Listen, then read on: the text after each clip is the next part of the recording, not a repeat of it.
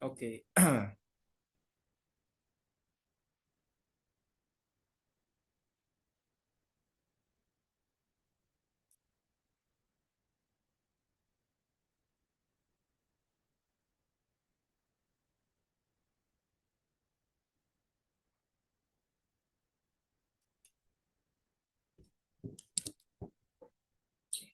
Bismillahirrahmanirrahim. Assalamualaikum warahmatullahi wabarakatuh. Selamat malam rekan-rekan. Gimana kabarnya? Semoga rekan-rekan dalam keadaan sehat selalu dan diberikan kemudahan rezeki ya tentunya ya. Amin paling kencang rekan-rekan ya. Jadi pada kesempatan kali ini di pertemuan ke-10 sesi ke-1 kita akan membahas terkait dasar teori perencanaan geometrik jalan bebas hambatan. Jadi memang cukup panjang judulnya rekan-rekan. Tapi pada intinya kita akan membahas geometrik untuk jalan tol. Lagi-lagi dua peraturan yang akan kita gunakan dan saling melengkapi itu adalah Permen PUPR nomor 5 tahun 2023 dan PDGJ 2021. Jadi kita bahas yang pertama terkait gambar ya. Nah, gambar di layar ini merupakan gambar di jalan tol Cipali.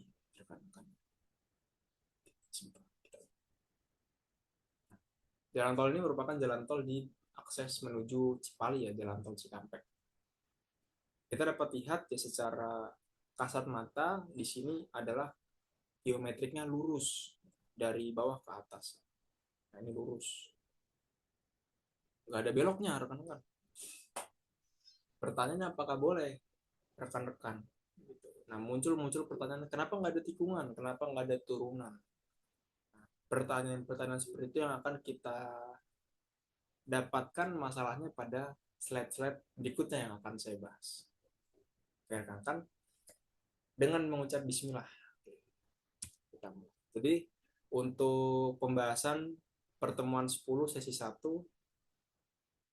itu ada 5 chapter, memang cukup panjang, ada sekitar 35 slide yang akan kita bahas selama sekitar 50 menit ke depan.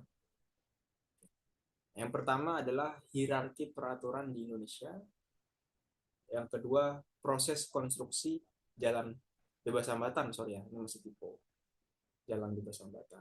Yang ketiga, perencanaan teknis pembangunan jalan baru. Yang keempat, persyaratan teknis pembangunan jalan baru. Dan yang terakhir ada desain alignment horizontal. Jadi ada 5 chapter yang akan kita bahas selama 50 menit ke depan secara spesifik. Dan tentunya saya akan menjelaskan secara pelan-pelan. Jadi supaya rekan-rekan dapat mudah memahami. Oke, rekan-rekan siap dan lanjut ya. Oke.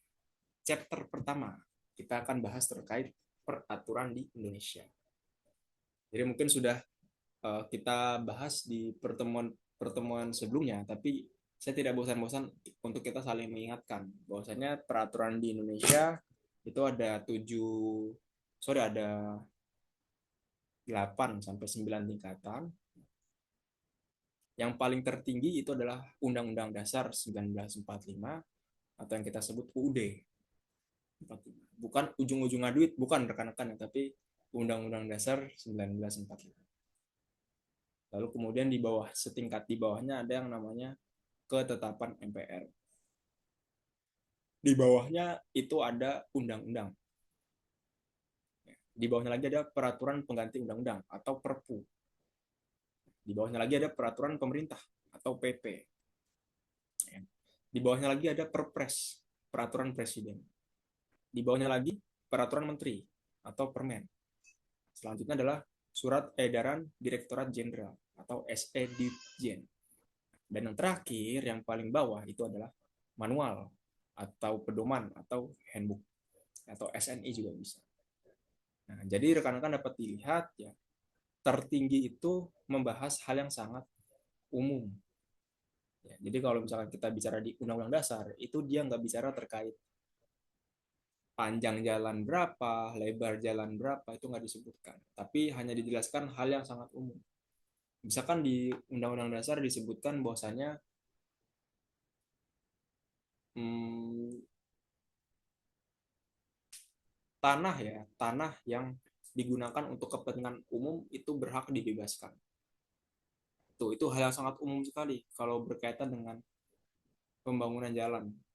Jadi memang disebutkan bahwasanya tanah, air, udara yang dapat menguntungkan untuk banyak umum itu diperbolehkan untuk dipakai.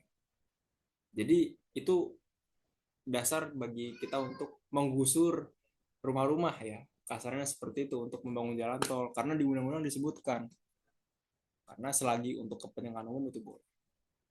Kalau kita bicara terkait hal yang sangat spesifik itu di kasta terendahnya, ya, di aturan terendah itu yaitu di pedoman. Baru di pedoman itu disebutkan bahwasannya panjang radius dengan kecepatan desain 80 km per jam itu berkisar 300 meter. Jadi itu hal yang sangat spesifik diatur dalam PDGJ 2021. Nah, artinya rekan-rekan, dua peraturan ini bukan musuhan, tapi saling melengkapi. Nah, jadi kalau misalkan di Permen PUPR itu nggak menjelaskan hal yang sangat spesifik, itu wajar karena ini levelnya permen. Nah, jadi hal yang sangat spesifik dibahasnya di PDGJ.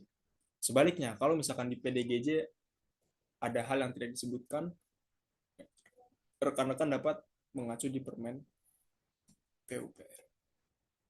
Nah, muncul diskusi publik ya. Kalau misalkan ada angka ya, di Permen PUPR dan di PDGJ, mana yang lebih kita dahulukan?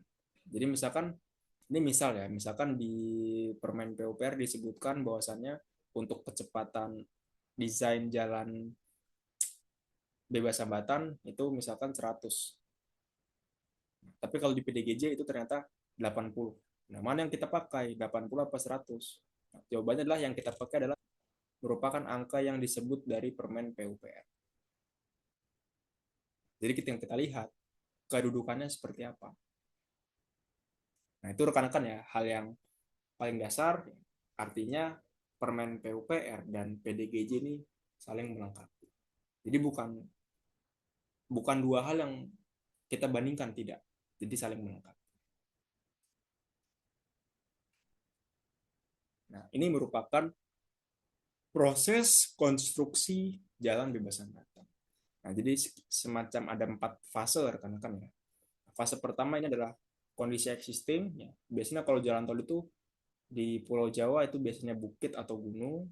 Kalau di Pulau Sumatera itu biasanya kebun-kebun sawit ya. Kalau misalkan di Kalimantan itu hutan. Nah, kemudian baru kita masuk ke tahap perencanaan. PDGJ dan Permen PUPR ini adanya di sini ya. PDGJ itu di sini ya. Kemudian Permen PUPR juga di sini masuk. Jadi setelah kita perencanaan yang begitu matang dan perlu waktu yang cukup lama, baru kemudian kita eksekusi saat pembangunan. Baru kemudian di tahap ketiga, ya ini jalannya sudah 90% selesai, sudah terbentuk. Nah, baru sampai di tahap keempat ini adalah jalan tol yang sudah siap beroperasi. Jadi secara garis besar memang ada 4 langkah.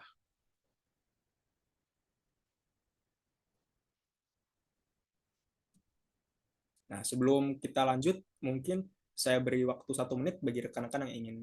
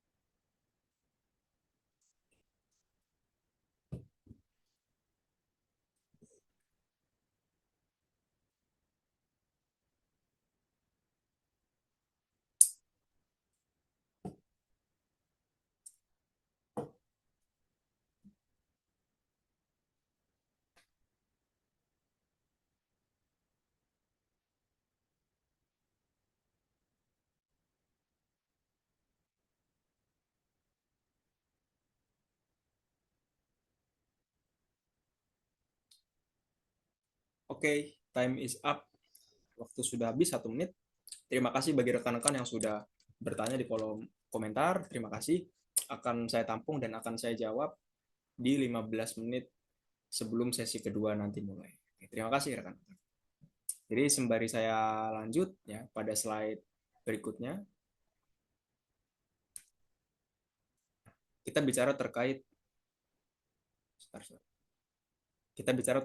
perencanaan teknis. Jadi perencanaan teknis ini untuk pembangunan jalan baru itu minimal ya, harus memenuhi ketentuan teknis mengenai 9 item.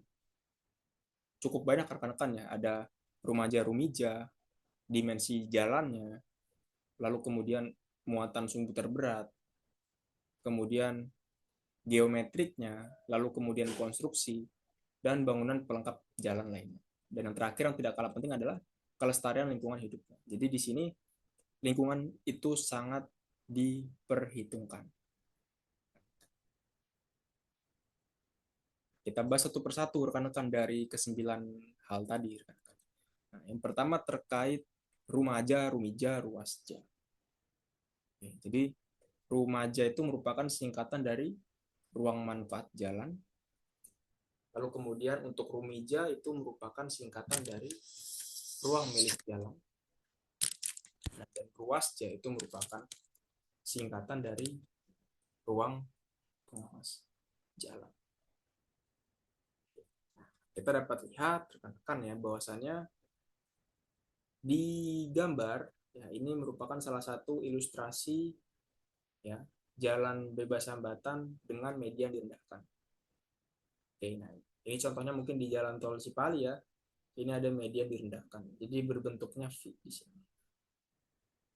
Nah, ini secara visual seperti ini ya, media direndahkan. Nah, kemudian kita dapat lihat di sini adalah pembangunan jalan tol jika medianya yang ditinggikan atau pakai timbunan. Oke. Nah, rekan-rekan kita dapat lihat ya di sini adalah yang paling umum digunakan adalah gambar lampiran 5 ini. Kita dapat lihat di sini bahwasanya untuk ruang bebas itu dibedakan berdasarkan kecepatan rencana. Ada yang 60, 80 dan 100 km. Tentunya kecepatan rencana ini dibedakan berdasarkan alinemennya. Apakah datar, bukit, atau gunung. Itu rekan-rekan. Jadi bervariasi. Di sini ruang bebasnya minimal 3,5 sampai 6,5 meter. Oke, di permen PUPR, nah kita dibedakan jalan tolnya ya. Yang pertama ada yang antar kota dan yang kedua adalah dalam kota.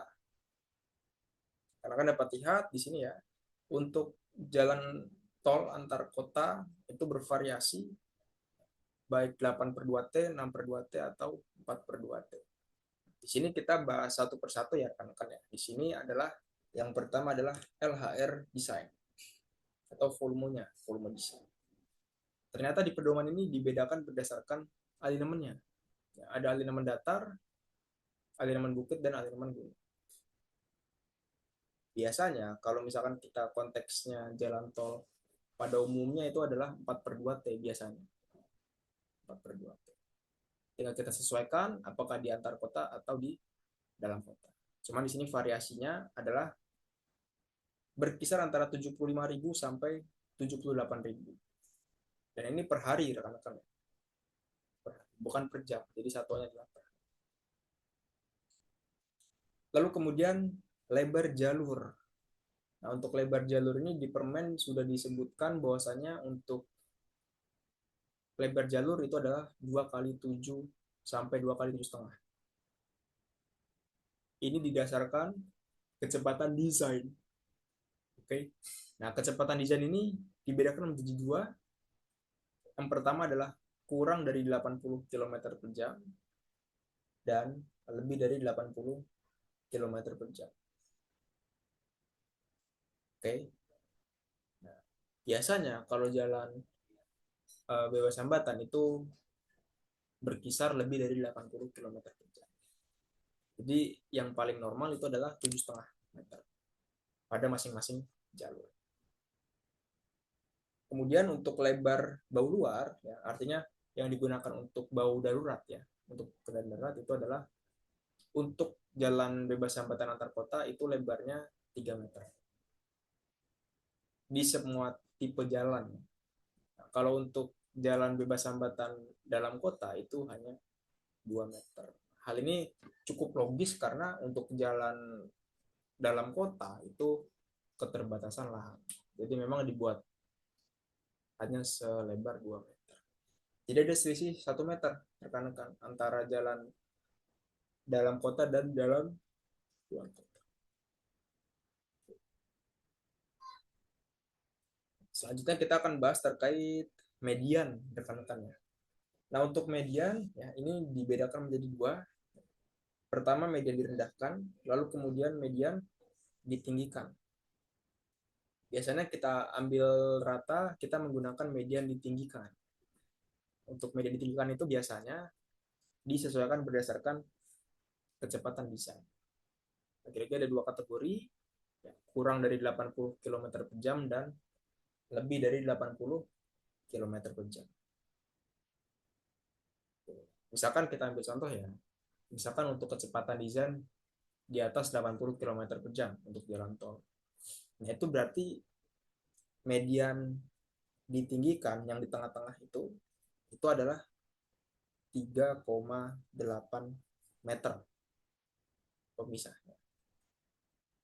Dilengkapi dengan beton ya, betonnya di tengah-tengah itu setinggi 1,1 meter.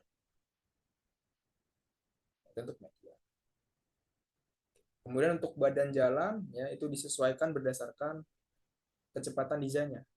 Ada yang kurang dari 80 dan lebih dari 80. Misalkan kita ambil contoh untuk lebih dari 80 km per jam itu ternyata punya variasi. Ya. Untuk jalan antar kota itu bervariasi antara 25 sampai 40 meter. Nah, untuk jalan tol dalam kota itu relatif lebih kecil. Nah, di sini berkisar antara 22 sampai 37 meter. Karena lagi-lagi jalan tol dalam kota itu lahannya terbatas. Kemudian kita juga punya data rumaja paling kecil. Nah, rumaja di sini ya, ruang manfaat jalan itu adalah paling kecil itu adalah 5 meter. Ya, ruang manfaat jalan. Kemudian untuk rumijanya, ruang milik jalan, ya, rekan-rekan sudah mulai hafal harusnya ya. Jadi batas rumija itu adalah patok atau pagar biasanya ya. Jadi ada drainase, lalu kemudian ada patok, nah itu rumijanya. Itu adalah berkisar antara 30 sampai 40.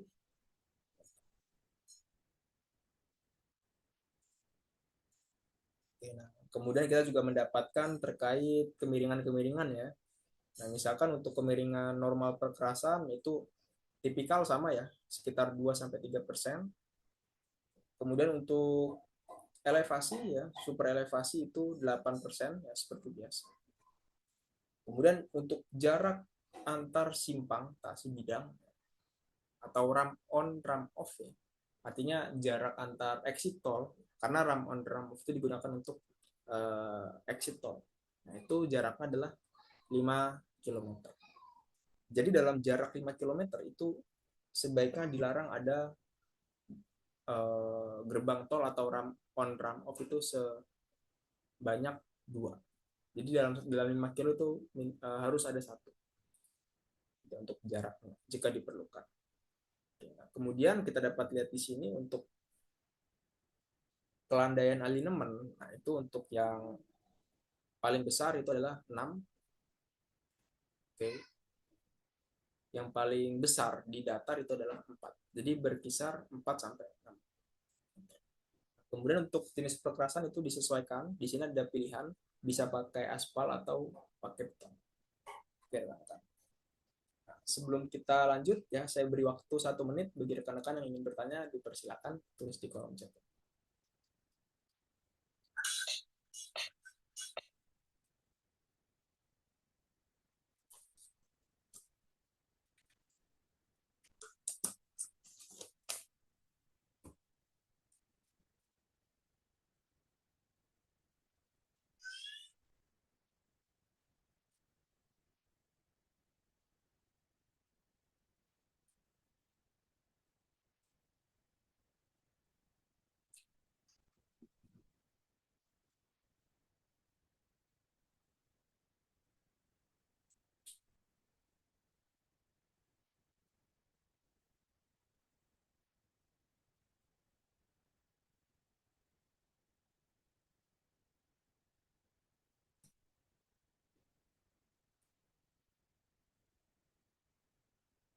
Oke, rekan-rekan, time is up. Oke, terima kasih bagi rekan-rekan yang sudah bertanya. Ya, akan saya tampung dan akan saya jawab di 15 menit sebelum sesi 2.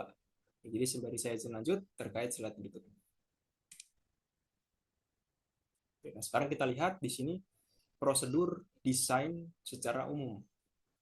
Ya, rekan-rekan ya. Untuk jalan bebas hambatan kita dapat mengacu di PDGJ. Sekarang kita bahas hal yang sangat spesifik ya di PDGJ. Nah, itu kita dapat mengacu pada gambar 6-21. Gambar 6-21 ini khusus untuk pembangunan jalan baru. Nah, di sini dari mulai sampai selesai ya, pada intinya di sini kita harus mengetahui VD-nya. VD ini sebagai kriteria desain utama atau kecepatan desain. Jadi tadi kita sudah punya range ya di apa namanya di tabel sebelumnya dari permen PUPR. Untuk kecepatan desain itu berkisar 60 sampai 100 ya.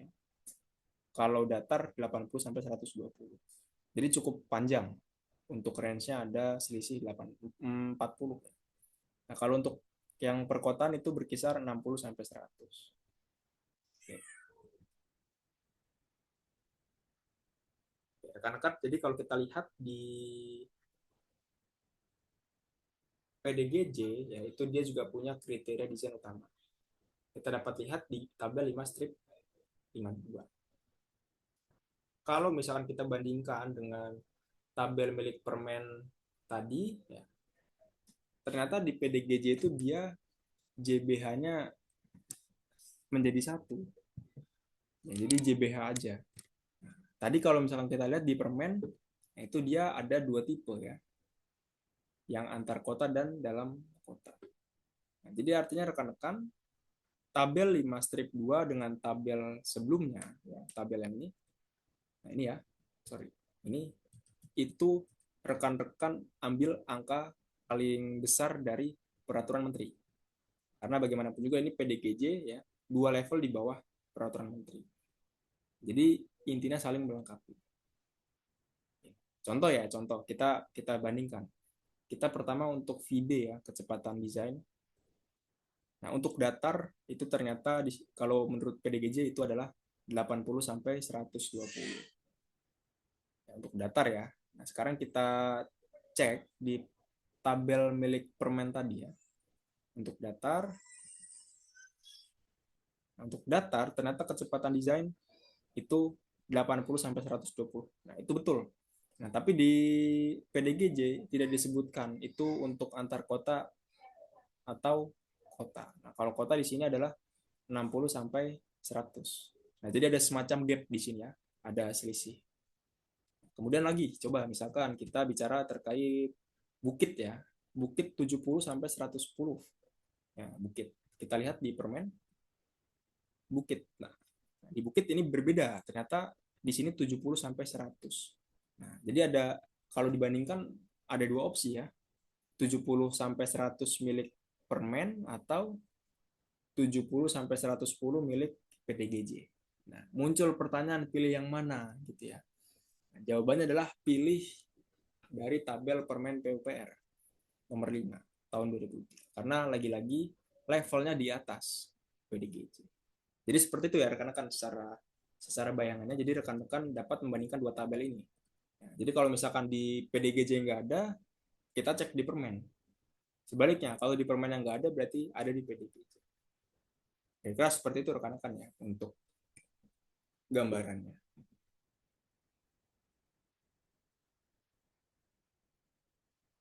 Nah ini juga ya rekan-rekan terkait kriteria desain teknis. Ya, di sini juga di tabel 5 strip 5 kita dapat membandingkan juga ya dengan tabel dari permen sebelumnya. Oke. Ya, misalkan ini misal ya kita coba contohkan misal lebar jalur. Lebar jalur untuk 4/2T itu adalah 2 kali 7 meter. Kita lihat di tabel permen ya. Tabel permen di sebelumnya ya. Tipe.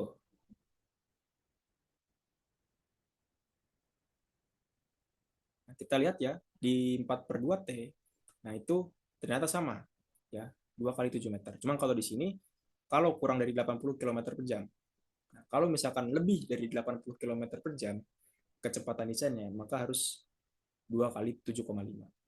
Nah, kalau di tabel PDGJ tadi kita lihat, nah itu dia hanya satu info saja, 2 kali 7 udah gitu ya. Nah, jadi rekan-rekan harus memilih yang tabel milik Permen PUPR nomor 5 2023 karena di situ lebih komplit.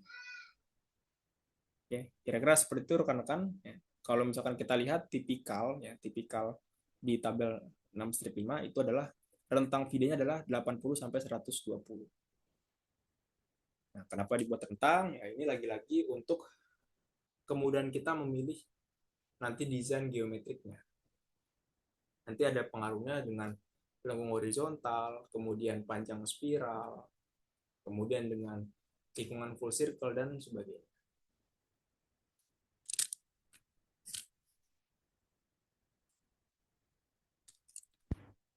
Oke.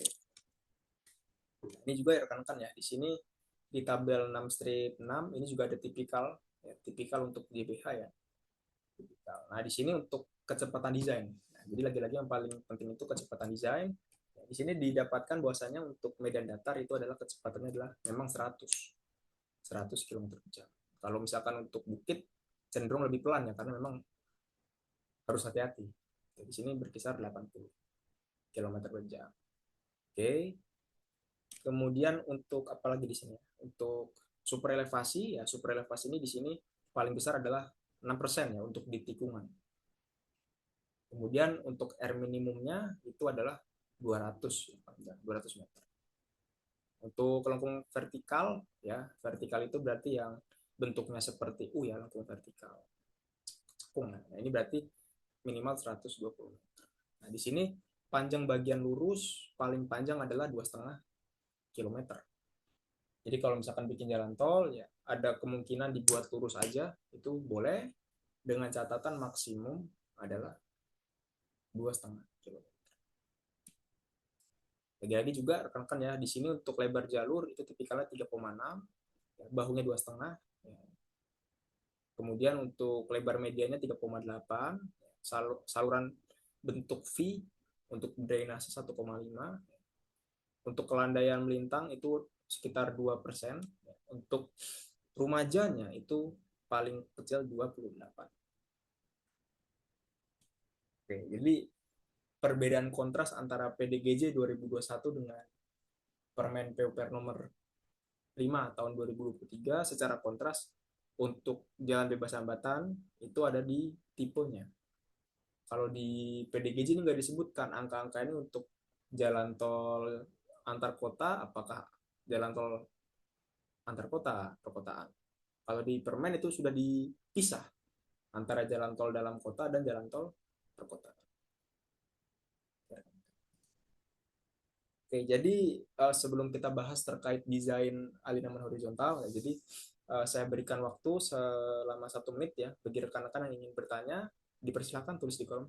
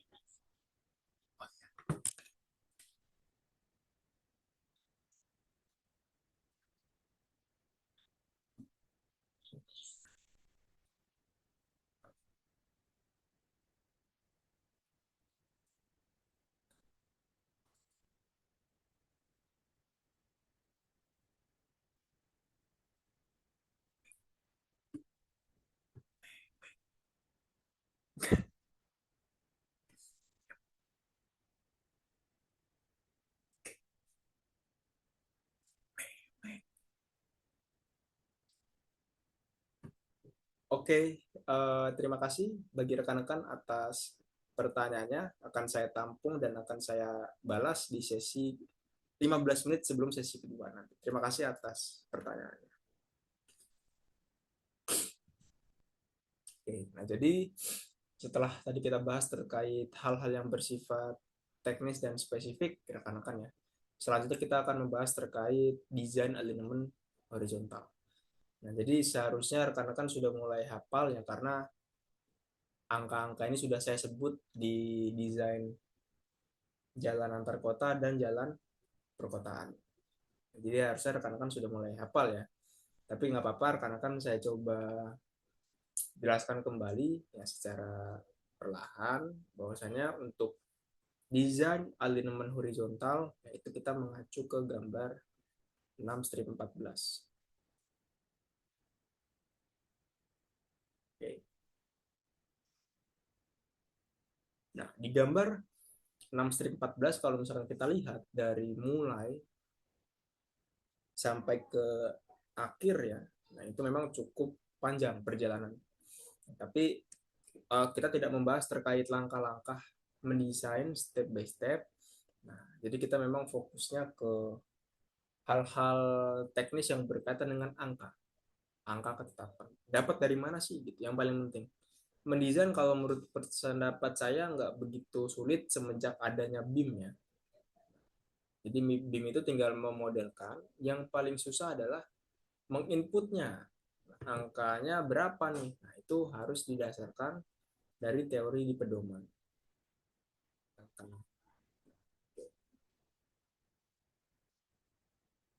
Nah, rekan-rekan mungkin sudah mulai hafal ya.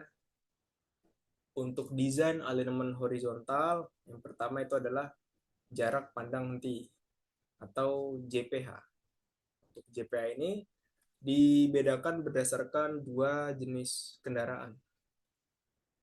Nah, yang pertama adalah jarak pandang henti mobil, ya, karena mobil ini punya tinggi mata pengemudinya itu adalah sekitar 1,2 meter. Jadi yang dimaksud JPH itu rekan-rekan dapat lihat di gambar yang saya beri blok berwarna kuning.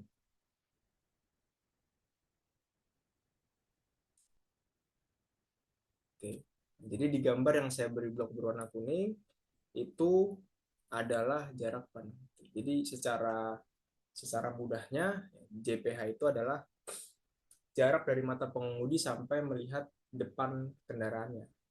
Di depannya apa nih? Apakah plat nomor atau misalkan bumper ya, atau misalkan kaca? Nah, itu jarak pandang. JPH dapat kita tentukan berdasarkan tabel 5-11. JPH ya. Nah, misal ya kita contoh untuk kita yang mendesain jalan tol dalam kota. Nah, jalan tol dalam kota itu punya kecepatan itu berkisar 60 sampai 100 ya. Kalau dari permen 60 sampai dengan 100. Nah, jadi punya 4 range ya, 60, 70, 80, 90, 100. Oke. Nah, kita ambil contoh angka maksimum ya, 100 km per jam. Jadi kalau 100 km per jam kita masukkan di tabel 5-11 ya, 100. Nah, itu kalau misalkan di datar ya, karena konteksnya kita sekarang coba diskusi terkait yang dalam kota. Jadi yang menurun menanjak itu kita abaikan. Untuk yang datar itu adalah 185 meter.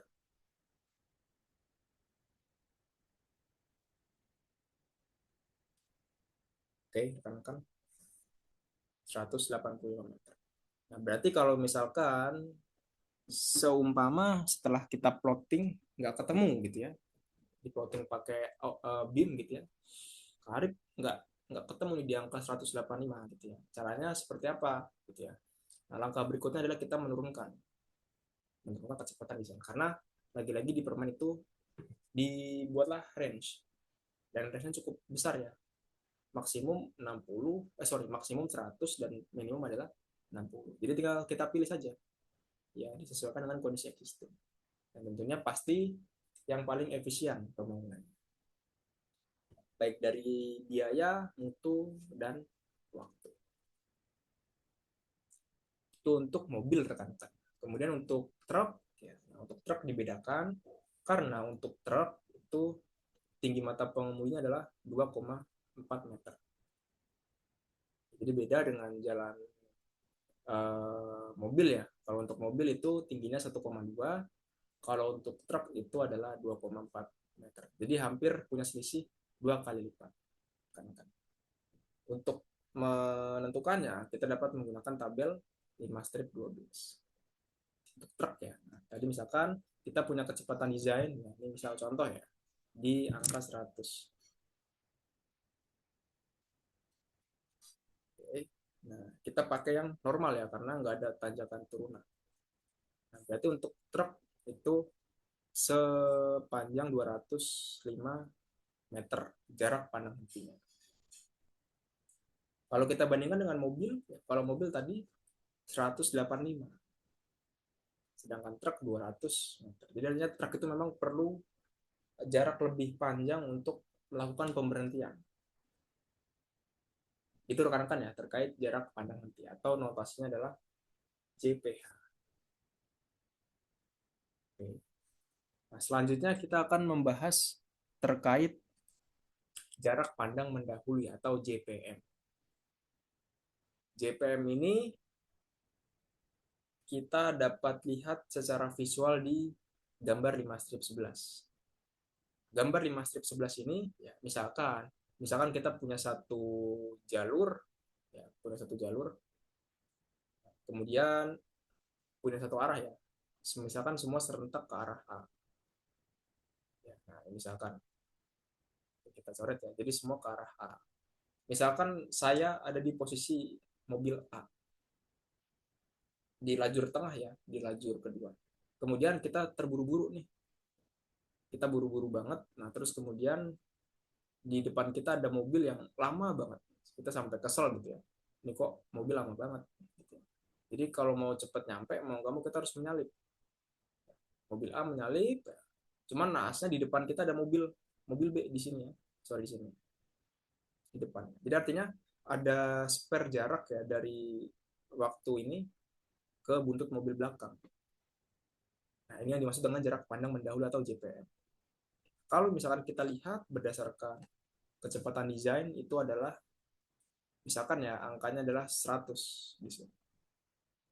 100. Jadi di sini jarak pandang mendahului yang aman yang direkomendasikan adalah 670 meter. Ini yang selamat ya rekan. Jadi pastikan rekan-rekan kalau mau nyalip kemudian di depannya ada mobil, itu pastikan jaraknya adalah 670 meter. Jadi ini adalah angka aman. Jadi kalau misalkan kurang aman nggak? Ya kemungkinan ya nggak aman. Jadi angka-angka ini adalah angka yang direkomendasikan supaya aman. Kan? Baru yang terakhir adalah JPA. JPA itu merupakan jarak pandang aman. Di sini kita dapat lihat ya, untuk vide misalkan kita punya contoh ya 100. Nah, kemudian kita dapat lihat di kolom sebelahnya ini adalah jarak pandang aman berdasarkan manuver. Ada 5 tipe manuver, ya, ada manuver tipe A, tipe B, tipe C, tipe D, dan tipe E. Nah, biasanya kalau untuk jalan tol ya itu kita harus lihat tipenya, apakah tipe dalam kota atau antar kota. Kita dapat disesuaikan di manuvernya. Misalkan kita ambil contoh untuk yang manuver tipe A ya, berarti untuk tipe A itu jarak idealnya, jarak pandang amannya adalah 200 meter. Jadi dari mata pengemudi kita, dari supir sampai ke depannya, sampai depan.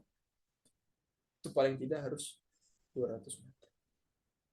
Jadi rekan-rekan dari 4 parameter awal terkait desain alignment horizontal, kita sudah sepakat bahwasanya kecepatan desain itu mempunyai peranan yang paling penting.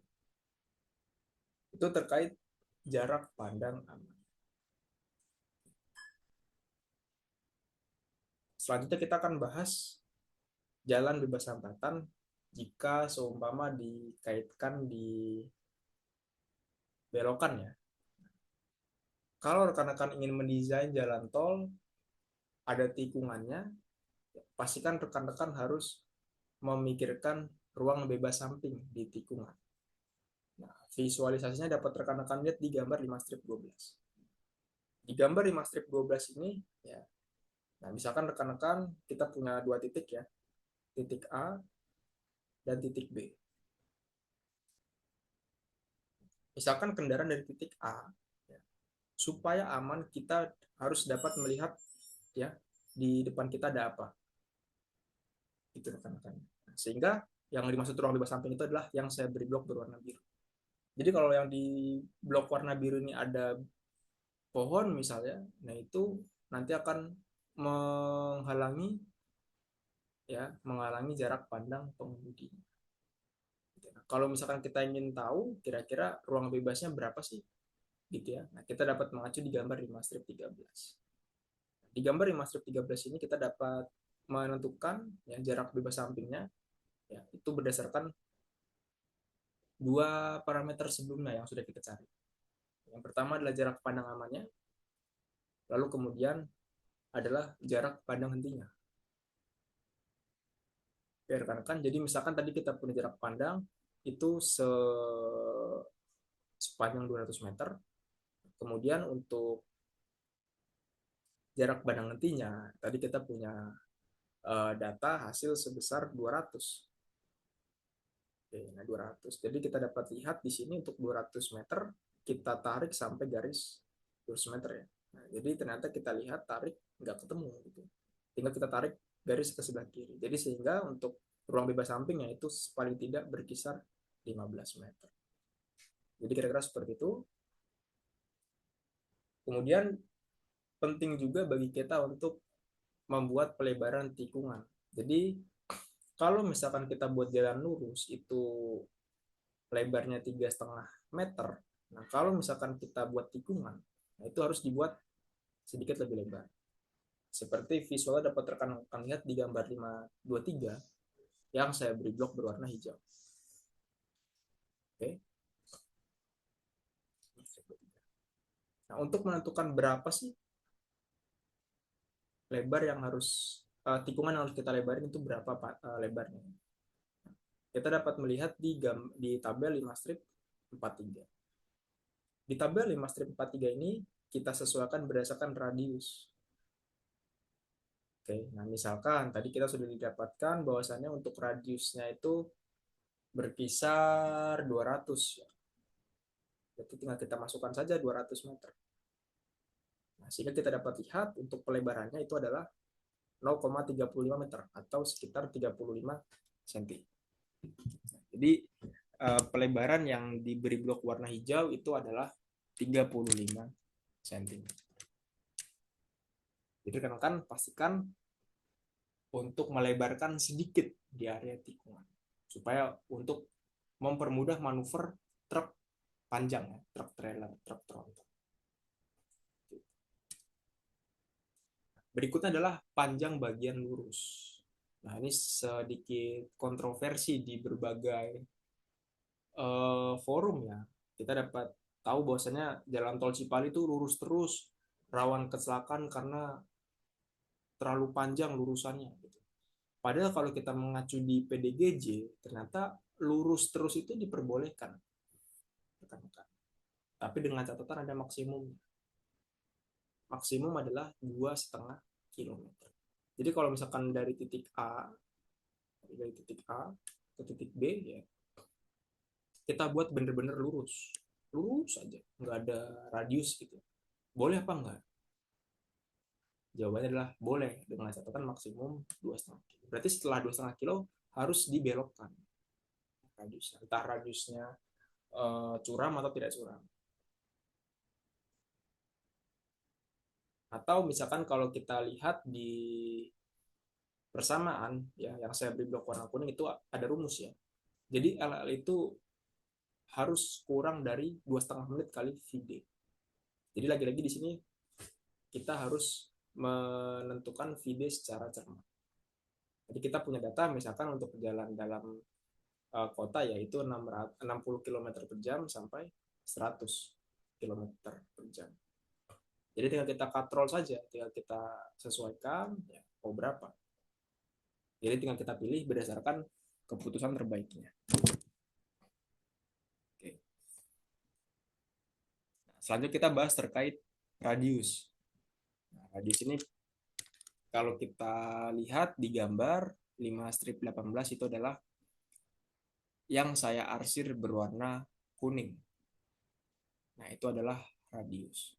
Nah, jadi kalau saya buat secara sederhana, ya kalau misalkan kita punya dua titik, ya, titik A dan titik B. Jadi yang dinamakan radius itu adalah penghubung antar dua titik. Ya, bahasa mudahnya seperti itu. Ada titik A, titik B, kita hubungkan. Nah, itu dinamakan radius. Nah, jadi kalau misalkan di sini kita lihat kan cukup curam ya tikungannya. Kalau misalkan ternyata posisi B-nya di sebelah sini, misal ya, ini misal aja. B-nya di sebelah sini. Jadi artinya tikungannya nggak begitu curam. Apakah ini masih dimaksud dengan tikungan? Nah, jawabannya adalah iya.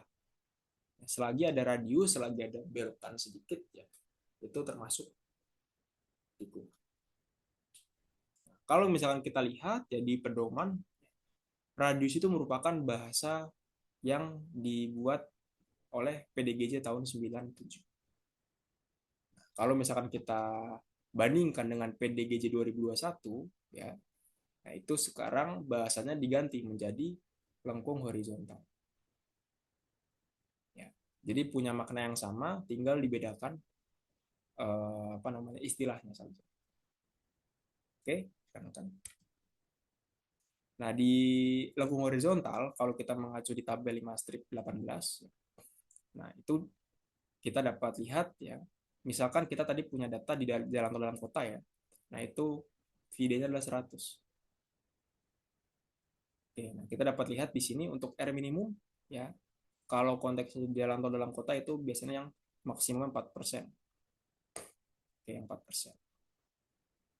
Nah, berarti kalau misalkan kita tarik ya, itu adalah minimum adalah 490 meter. Jadi intinya semakin kencang volume desainnya, sorry kecepatan desainnya, itu radius yang diperlukan semakin panjang. Jadi ingat tekan-tekan ya, ini minimum. Jadi artinya kita nggak boleh mendesain di bawah angka batas tersebut. Jadi kalau misalkan kita desain 400 meter, tentu nggak boleh. Karena di sini minimumnya adalah 400 meter.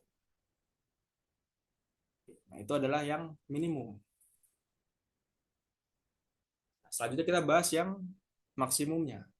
Nah, untuk tikungan itu dibedakan berdasarkan dua tipe tikungan. Yang pertama adalah SCS. SCS itu merupakan singkatan dari spiral, circle, spiral. Kemudian yang kedua adalah full circle atau disingkat FC. Ini adalah bentuknya. Yang sebelah kiri itu adalah SCS dan yang sebelah kanan adalah full circle. Nah, kalau misalkan kita bandingkan secara kasat mata, itu tentu yang paling curam adalah yang full circle. Jadi sangat curam sekali. Dibandingkan dengan SCS. SCS ini dia radiusnya relatif lebih panjang dan nggak begitu curam. Tapi, ya, tapi ada tapinya.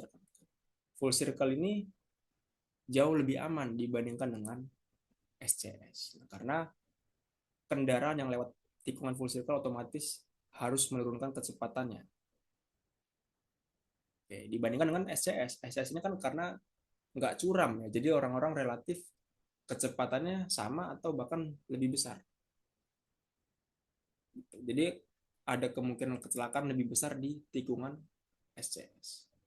Misalkan kalau kita buat skema alternatif ya, skenario misalnya, untuk yang SCS ya maksimumnya kita dapat lihat di tabel 517. Oke, maksimum ya rekan-rekan ya. Jadi kalau SCS, kalau misalkan kita input datanya adalah 100 km per jam, ya, nah itu berarti maksimum adalah 592. Jadi tadi kita minimum adalah 490 dan maksimum adalah 592. Nah, artinya kalau misalkan kita mendesain sepanjang 600 meter, ya, boleh apa enggak? Nah, jawabannya adalah tidak boleh karena di sini maksimumnya adalah 592.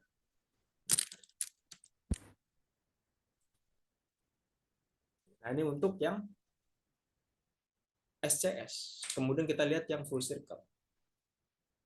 Nah, di full circle ini kita dapat lihat di tabel 5 strip 19. Ini merupakan panjang minimumnya. Nah, di sini untuk yang 100 meter ya, itu panjangnya adalah 280 meter. Nah, ini dari TS ke ST ya. Dari TS ke ST. Kemudian kalau misalkan kita dihadapkan dengan geometrik yang ada kemungkinan dua tikungan. Nah, kalau kita bicara terkait geometrik ya itu tikungan itu ada dua bentuk. Yang pertama ada yang bentuknya U, dan yang kedua ada yang bentuknya S. Oke. Nah, di sini untuk panjang tangan, nah itu harusnya R1 itu harus lebih panjang daripada R2. Kita dapat lihat gambar di sebelah, gambar yang saya arsir berwarna kuning, ini adalah R1. Nah, yang saya blok warna merah ini merupakan R2. Jadi kita tadi punya desain untuk panjang radius itu berkisar 490 sampai 590. Misalkan R1 kita adalah 500. Misal ya R1 kita 500. Nah, artinya kalau kita ingin desain untuk panjang R2 ya itu harus lebih rendah daripada R1. Jadi kalau misalkan kita mendesain R2-nya 510 misal. Ini jawabannya adalah tidak boleh. Nah, berarti kalau misalkan kita desainnya misalkan 490, ya ini tentu diperbolehkan. Jadi lagi-lagi kita harus melihat batas ambangnya. Kemudian kita bahas terkait lengkung peralihan. Nah, lengkung peralihan ini merupakan bahasa yang digunakan untuk PDGJ 97. Oke. Nah, untuk PDGJ 2021 itu namanya adalah panjang spiral atau LP. Nah, di sini rekan-rekan dapat lihat bahwasanya LP itu yang diberi blok warna kuning. Jadi LP itu ada dua lokasi, rekan-rekan ya. Ada dua lokasi. Yang pertama dari arah berangkat. Ya, artinya yang dekat dengan titik A, lalu kemudian menuju arah tiba, artinya yang mendekati arah B. Jadi ada dua ya, rekan-rekan. Kita dapat lihat ya di tabel 5-41, misalkan umpamanya kita ingin mendesain jalan dengan kecepatan 100 km per jam untuk jalan tol dalam kota ya, 100 km per jam. Nah, itu berarti ya panjang spiralnya yang dikehendaki itu adalah 56. Ingat ya, jadi LP ini merupakan bagian dari radius. Jadi tadi kalau misalkan kita punya radiusnya 600 meter, ya berarti LP-nya ini masing-masing 56, ya, ini 56. Kemudian yang di mendekati arah B itu adalah 56 juga. Jadi berkisar 120 meter sendiri. Nah, ini adalah tikungan full circle ya, rekan-rekan dapat dilihat ya. Di full circle ini digunakan pada tikungan yang punya jari-jari kecil dan sudut tangan besar. Jadi maksudnya seperti ini rekan-rekan. Jadi saya punya dua titik ya, titik lokasi, lokasi titik A dan lokasi titik B. Padahal kalau kita lihat secara kasat mata jaraknya cukup dekat ya. Jadi tinggal dilurus aja sebenarnya bisa. Tapi kalau misalkan ternyata setelah kita ukur, setelah kita tinjau ke lapangan, ada hal yang menghalangi. Misalkan di tengah-tengahnya ada bukit atau ada gunung. Jadi kan nggak mungkin diterobos atau misalkan dibuat tanjakan turunan yang ekstrim. Jadi diputar. Dengan jarak sedekat ini otomatis ya sudutnya besar. Jadi R-nya lebih pendek. Jadi otomatis orang-orang kalau mau dari arah A ke B otomatis dia akan menurunkan kecepatan. Jadi jauh lebih safety. Nah, ini di yang sebelah kanan ini merupakan rumus-rumus untuk menentukan sudut-sudutnya ya rekan-rekan untuk koordinat. Oke, ada 5 ya. Jadi rekan-rekan dapat dicoba-coba. Untuk kelas jalan ini tidak akan kita bahas ya rekan-rekan. Nah, kemudian untuk SCS ya, SCS ini adalah kebalikan dari full circle. Jadi misalkan kita punya dua titik ya, titik A, titik B. Ya. Ini kan jaraknya cukup jauh, rekan-rekan. Nah, jadi dibuatlah tikungan yang nggak begitu curam tadi. Dampaknya adalah orang-orang kadang meremehkan, ya, yang harusnya menurunkan kecepatan misalkan dari 80 diturunin ke 60. Nah, karena tikungannya nggak begitu curam, jadi bisa jadi kendaraannya kecepatannya sama dengan sangat lurus atau jauh lebih cepat. Oke, rekan-rekan. Nah, rekan-rekan dapat dilihat ya di lengkung peralihan di SCS itu memang kalau kita lihat rumusnya cukup panjang dan cukup banyak. Ada sekitar 10 rumus. Jadi pastikan rekan-rekan memahami ya dan bisa menjadikan ini sebagai pedoman. Ya, baik yang full circle ya maupun yang SCS. Nah, kemudian di sini ada muncul pertanyaan ya, kira-kira dari antara dua tipe ini kita pilih yang mana? Kalau misalkan kita lihat berdasarkan PDGJ 2021 itu diprioritaskan adalah FC dan kemudian SCS. Jadi sesuai yang sudah saya bahas sebelumnya ya. Jadi bahwasanya full circle itu meskipun sangat curam tapi kalau kita konteks keselamatan kendaraan jauh lebih berhati-hati. Dengan catatan dibarengi dengan rambu-rambu yang sesuai ya. Itu supaya pengemudi lebih awas. Baru kemudian SCS. Jadi memang di sini ada kata-kata diprioritaskan. Selanjutnya, jika kondisi panjang yang nggak memungkinkan, kita harus mengurangi kecepatan desain. Jadi ingat tekankan tadi kita punya rentang, misalkan untuk jalan tol dalam kota itu tadi 60 sampai 100. Sampai 100. Kalau misalkan kita mendesain dengan kecepatan maksimum 100, tapi ternyata nggak bisa gitu ya. Nah, jadi kita nggak bisa egois mentok di angka 100, jadi tinggal kita turunin. Bisa ke 90, 80, 70, atau yang terakhir 60. Oke, ya. Jadi itulah fungsinya di permen itu dibentuk range. Nah, yang terakhir ya adalah rasio R antar dua tikungan. Nah, jadi kalau misalkan seumpama dihadapkan dengan dua tikungan, baik yang bentuknya U atau bentuknya S. Nah, di sini kita ada dua contoh baik dan buruk rekan-rekan ya. Nah, kalau misalkan kita lihat yang di sebelah kiri ya, yang saya kotakin merah ini.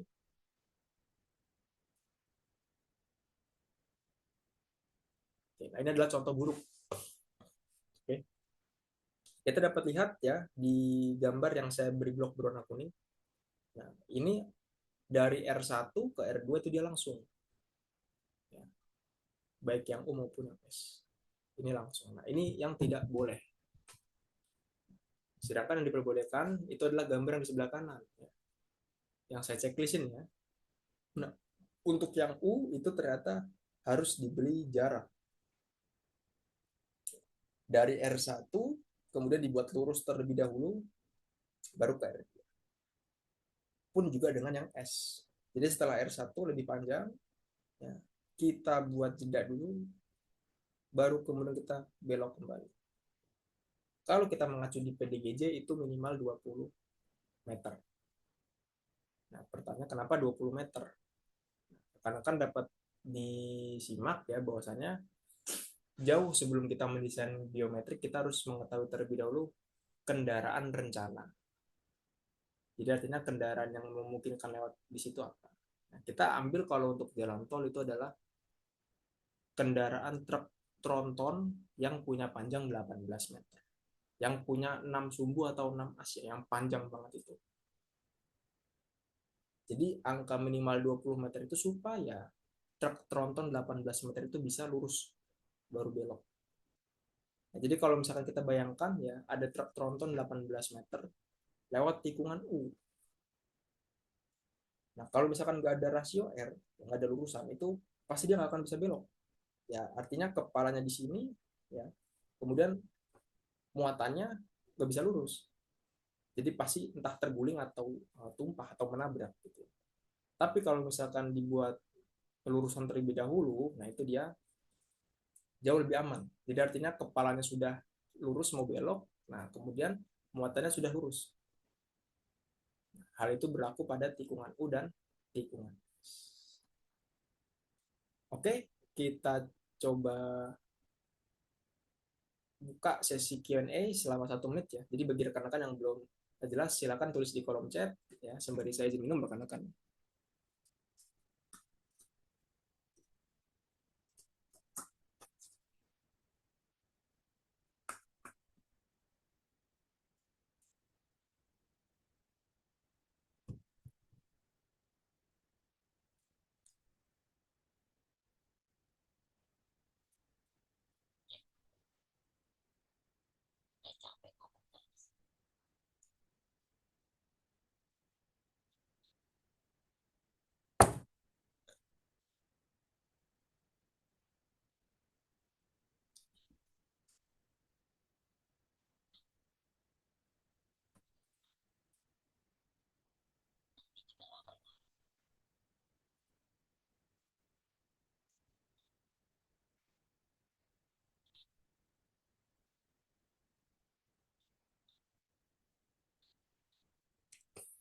Oke, time is up rekan-rekan.